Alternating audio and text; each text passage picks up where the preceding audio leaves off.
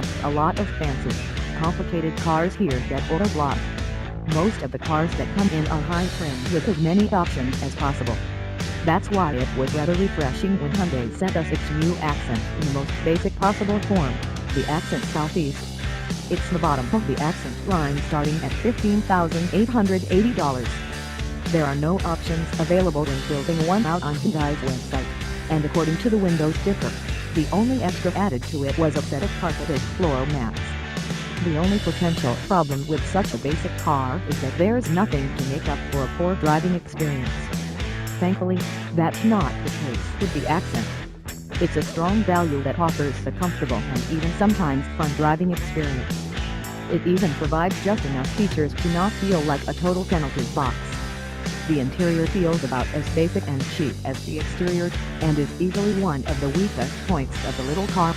The dash and door panels look as though they were molded as one unit from the same hard black plastic. There are only a couple of light gray trim pieces to keep it from looking too bleak, but it feels like a somewhat half-hearted attempt. The good news is that Hyundai doesn't completely penalize you for picking the base trim level. You still get the necessities such as cruise control, power windows and locks, air conditioning, USB and Bluetooth connectivity, 6-way adjustable seats, and even hill start assist and rear view camera. In the Accent's cousin, the Kia Rio, you miss out on the cruise control and power windows and locks. But in the Rio's favor is a far more stylish design that shows cheap materials don't have to be drab and dull. All the Accent's controls feel good and are intuitive, though, which is something fancier cars can't often say. Engine, transmission, ride and handling where the Accent falls short in visual impressions, it makes up for them on the drive. Most impressive is the car's ride quality. We're at the peak of southeastern Michigan pothole season, and the Accent handled it with aplomb.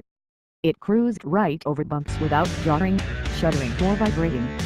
And while smartly soaking up bumps, the body stayed steady and controlled without any sort of float. There isn't much penalty concerning handling, either. Body lean is minor, and the car doesn't get squirrely over mid-corner bumps.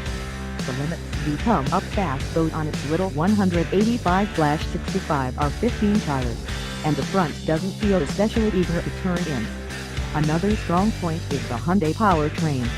It has only a 130 horsepower 1.6 liter per cylinder, buck-coupled with the 6.